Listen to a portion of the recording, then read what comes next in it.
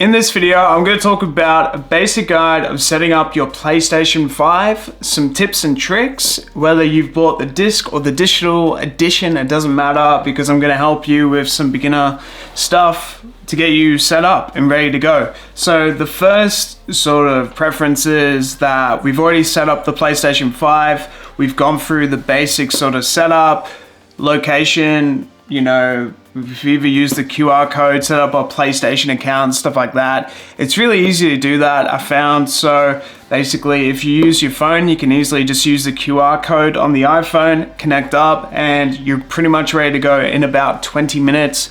The first games that you should download would be games such as Astro's Playroom. That would be probably one of the first games that you get to use with the DualSense controller. Some of the basic stuff that I've learned with the DualSense controller would be that, you know, we've got the touch sensor here, and we're not really using that much with the games. We do have the haptic feedback with these triggers right here. With these triggers, there's sort of like a pressure against them, so resistance against the touch. They're not actually utilized that much of games, so just preferencing that. Also, to turn it on with the console, basically, if you buy a brand new controller, the easiest way to turn it on with the console is just to connect it via USB with the Type-C cable. Easiest way to connect it up to your console would be that way. And you're pretty much good to go with installing like a brand new controller, like this version of it if you want like different colors and stuff like that. Unfortunately, in 2023, faceplates aren't sold as much anymore, and you can't really customize the body. So I've returned it back to the white because that's how it normally is. Also, with the DualSense controller, some basic controls that we have, we've got the mute button. So that's just gonna mute the microphone, and then if you press it twice, then you'll mute the in-game audio. We've got the basic home button. Now, if we press this button once during the gameplay, basically, you'll go to this home bar and you'll have extra menu options pop up, different settings, online gameplay options. We've got a share button there, and we've got another options button here. Also, with the PlayStation 5, if we press the home button, it'll also come up with some game tips. So let's say you're stuck with a puzzle. We've actually got some game tips in that home bar as well for you. We've got the jack cable there, so in case you're wearing like the Pulse 3D headset and you lose battery with your Pulse 3D headset, you can just connect it via jack. Triangle is like a shortcut to go straight to the search bar, so there's a little tip there with the DualSense controller as well. If we hold down the home button for about 5 to 10 seconds in gameplay, we'll go straight to the home menu. And also, if we press it once, we can actually get to the power options. Now you've got the rest mode, power off mode, and the restart mode. Now, if we have external storage, for example, you don't want to put it on rest mode and actually take out the external storage. You will want to power it off fully and take out the external storage. The best way to take out the external storage is by going to your settings and actually disconnecting it that way. But if you just want to do it the quick way, you can actually just power it off completely, then take it off. Otherwise, you'll come up with a menu that will say that you haven't done it properly and it has to restart all of the memory and reconnect it all. On rest mode, do not take out the power cable from the PlayStation 5. That's definitely something to preference. Otherwise, same thing will pop up. Now, also a couple of other preferences and mistakes that I've personally made while having the PlayStation 5. Now, taking off the faceplates for the first time is pretty hard to do. So, what you generally want to do, with the disc side, you want to just pull this tab up, not this tab, and just like push down and try not to scratch it, try to do it softly. And that's how we're gonna access a little panel here to upgrade internal storage. Now we just unscrew that. To do that, you just wanna use sort of like a Phillips head, and I'll show you guys actually how to do this today. Take that out, and that panel will come out, and that's how we access our internal storage. Now there will be an extra sort of pin here that we need to access. So in terms of internal storage, Fire CUDA is a lot better than the WD Black. We did a few tests. WD Black is a bit slower than the Fire CUDA, but internal storage itself is a lot better than external storage for the PlayStation 5. The reason why is because the read and the write speeds are a lot quicker.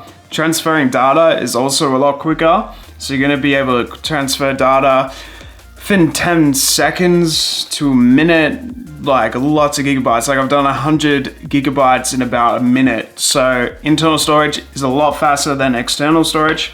So yes, you want to make sure that you just plug that in here, and then you want to unscrew that, pop that screw in. Make sure this is back on. The reason why we want to make sure that this protection is back on is for dust, because you know, we've got a lot of internal fans and stuff like that, and we want to make sure that we keep this dust free as much as possible. So in terms of like dust and stuff like that, for example, take these sorts of sides off and then you can access these. So you want to do some basic dusting around here, stuff like that. And then for the actual internal fan, like a vacuum, like a mini vacuum people have used, and they can suck all the dust out. Another mistake is, like I've said before, being a bit too hasty with these faceplates, so it's actually scratched it up. So definitely something you want to avoid, but you won't be able to see it that much. Also, another basic tip is with this part here, they get a lot of dust and also like finger marks because of touching it. The way I've overcame this issue with all the touch marks and everything like that is by putting the dark plates middle strip on there. And that's actually been like really helpful because that's a matte black finish now. It's a different surface, which means that I'm not gonna get finger marks all over it. And it's a way to overcome that problem. Also, in terms of space and size, the disc edition isn't that much bigger than the digital. They're pretty much both the same size. The only difference is that disk drive. And also in terms of functionality, they're both pretty much the exact same. They work the exact same in terms of output and everything. But in terms of space, you know, they're pretty big. People do say that the PlayStation 5 itself has this like inner chip, so you don't want to do it standing up, playing for a longer period of time. So you do actually want it sort of facing down this way, vertically, not horizontally. We do get a stand that comes with the PlayStation 5 as well. We do get a stand that will come with the PlayStation 5 that you could attach to it, and that'll just like keep it up. But we definitely actually recommend playing it this way more than this way for the inner chips and stuff like that. It's a lot better. In terms of actually using the stand, you don't really need the stand for this way. It's not gonna fall over. It's pretty stable as it is, by the way. In terms of accessories, definitely recommend this dual charger. It's really, really useful. So this is an actual certified PlayStation accessory. It's really, really good. Full CD headset, great for like late night gaming. It's also really, really good, really helpful. Comes with this USB stick and then you just plug it in and it works pretty much straight away. The drivers are really good with recognizing one, external monitors, so for settings, and two, just for accessories itself, like recognizing certified accessories, and it will also turn on TVs by themselves if you turn on the PlayStation 5. So it's really good at picking up that sort of stuff. In terms of actually wanting to buy stuff like this, which is the Pro Controller, the DualSense Edge. Not a lot of people have actually picked it up as much as the original DualSense. The DualSense does enough for a lot of people, but this has been a fantastic option. Comes with a case, some extra elements, comes with the removable joysticks, stuff like that. So it's very, very good. The only other two accessories that I think you must have would be just an external drive just for the extra storage. Now you can't play games off of this thing. It's mainly for internal storage, running games off and on. This is for more the games that you just want to store in this little background so you don't have to re-download the games. Now, getting a really long external cable that's like a USB Type-C, really useful as well for your PlayStation 5. These are the main things I think every single PlayStation 5 user should have.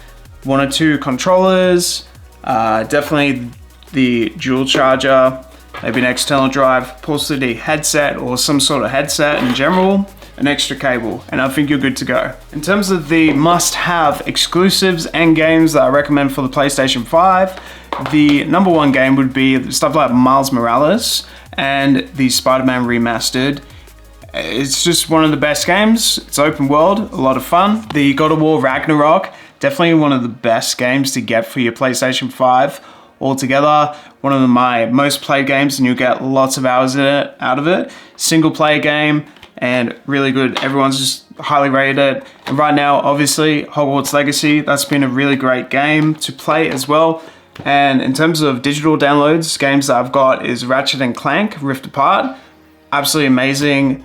We've got Astro's Playroom. That's been really great to sort of utilize all the features of the DualSense controller, because not a lot of the games actually do that. Do you need PlayStation Plus as an original sort of user if you're first getting into the PlayStation? I think it's great if you want to get a lot of PlayStation 4 games. I've seen games like Assassin's Creed Odyssey on there, Origins, a lot of the Batman games.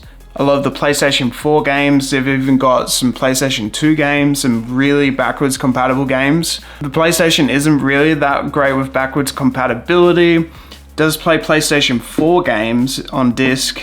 PS3, no. PS2, no. PS1, no. So you will have to get the highest level of the PlayStation Plus to be able to download some of whatever's on the library. In terms of the memberships, I recommend just getting the mid-tier membership.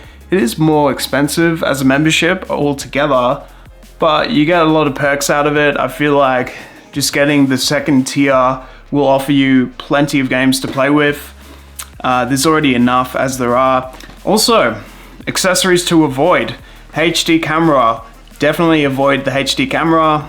If you get motion sickness, definitely avoid like VR. Also, with motion sickness, you can turn off motion blur with these games. So I've got motion sickness and I can turn off motion blur with shooters in games like Hogwarts Legacy, so you don't get that motion sickness while playing these games. So I've run through a lot of like beginner tips and tricks, how to actually set up the PlayStation 5 itself, accessories that you need, tips and tricks with the DualSense controller, some basic shortcuts there as well, accessories that you need, accessories that you shouldn't buy, some games that you should buy, and I'm pretty sure this video would have helped you sort of set up as a beginner for your PlayStation 5. So thank you for watching. If you want to like and subscribe, see more content like this, then I will see you guys next time on the next video. Thank you so much for watching, and I'll see you guys then.